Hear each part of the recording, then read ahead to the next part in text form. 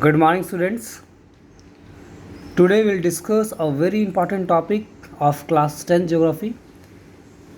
We were discussing chapter that deals with the grains, food, non-food crops, fiber crops. तो इन सब को discuss करने के बाद आज जो हमारा इम्पॉर्टेंट टॉपिक है जो हम डिस्कस करने जा रहे हैं वो है हमारा फूड सिक्योरिटी।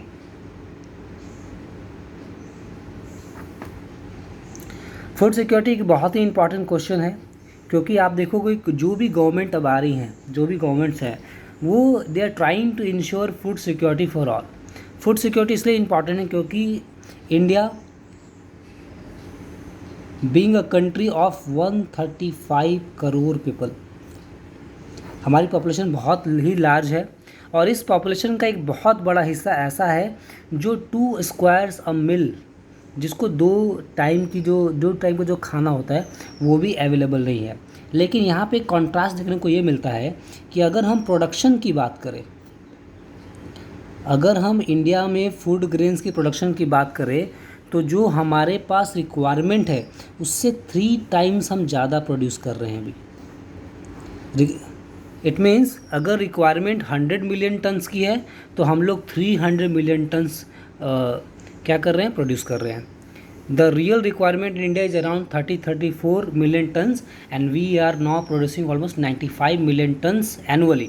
तो इट शोज़ कि जितनी रिक्वायरमेंट है उससे ज़्यादा तो हम प्रोड्यूस कर रहे हैं, लेकिन इसके बाद भी हमें ये देखने को मिलता है there are millions who are not sure that they will get 2 squares meal a day और नॉट। ऐसे बहुत सारे लाखों करोड़ों ऐसे लोग हैं जिनके पास प्रॉपर खाने को नहीं मिलता है। तो इसका मतलब फूड सिक्योरिटी का मतलब क्या हुआ, पहले ये जानेंगे। तो फूड सिक्योरिटी का मतलब है कि हम पहले तो ये इंश्योर करेंगे कि जो फूड है वो सबको मिले। ठीक है, ये सबको मिले, ऑल पर्सन मतलब सबके लिए हो। सबसे पहले तो ये इंश्योर करना है कि फूड सबके लिए अवेलेबल हो। इसके बाद ये भी देखना है कि it should be in sufficient quantity.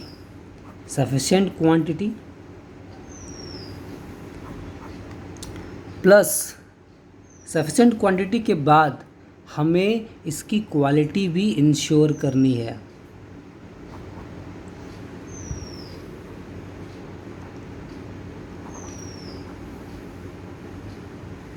हमें इसकी क्वालिटी भी इंश्योर करनी है, क्योंकि आपने जैसे हेल्थ के डिफिनेशन के बारे में पढ़ा है कि mayor having a good physical appearance is not good health, मतलब हमें मेंटली साउंड भी रहना पड़ेगा।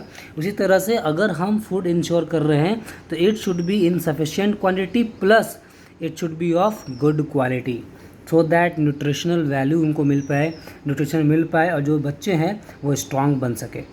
There are large number of people who are without food security in some areas. Natural disaster result in uncertain food security. अब देखो क्या होता है, बहुत सारे ऐसे इलाके हैं जहाँ पे नेचुरल डिजास्टर आ जाता है। आपके झारखंड में भी बहुत सारे केसेस देखने को मिलते हैं जहाँ पर लोग there are many people who have died because of hunger। ये हमारे बहुत शर्मनाक बात है।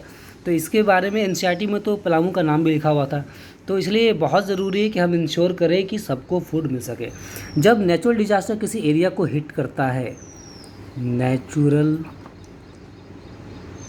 डिजास्टर जैसे अभी साइक्लोन आया था, तो ऐसे जब नेचुरल डिजास्टर आते हैं तो ये किसी एरिया को जब हिट करते हैं तो जो पुअर्टी लाइन से नीचे के लोग होते हैं उन्हें बहुत प्रॉब्लम होती है। तो इस कंडीशन को अवॉइड करने के लिए गवर्नमेंट ने तैयार किया है बफर स्टॉक।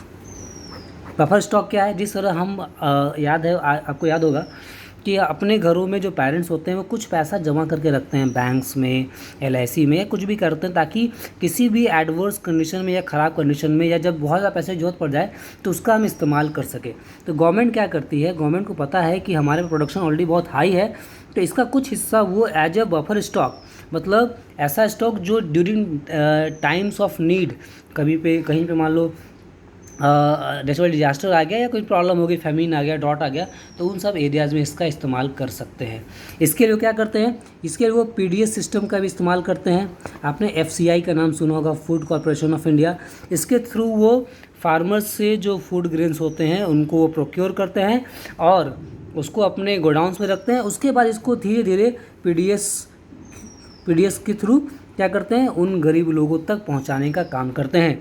पीडीएस का मतलब फुल फॉर्म होता है पब्लिक डिस्ट्रीब्यूशन सिस्टम, जिसके बारे में आपने क्लास 9th में काफ़ी डिटेल में पढ़ा भी है।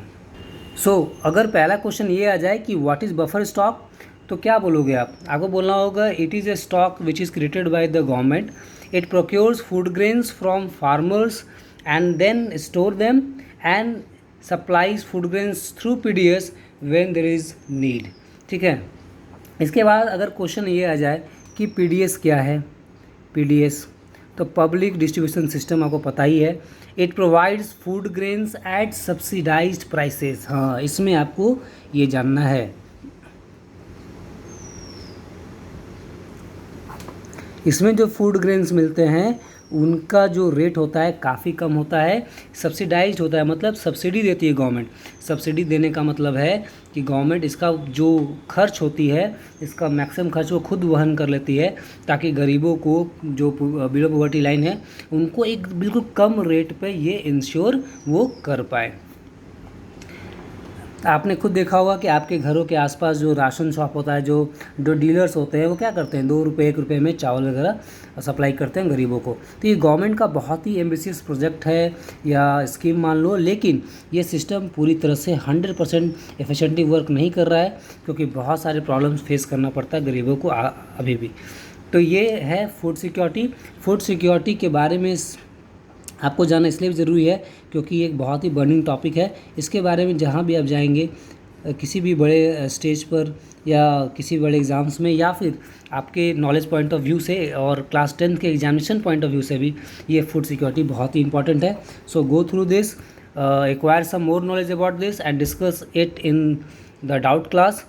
नेक्स्ट क्लास में हम लोग सीखेंगे कि ऐसे कौन कौन से रीजन्स हैं जिनकी वजह से फूड सिक्योरिटी क्रिएट होता है इंडिया में, जबकि हमारे पास इतना ज़्यादा सरप्लस प्रोडक्शन है।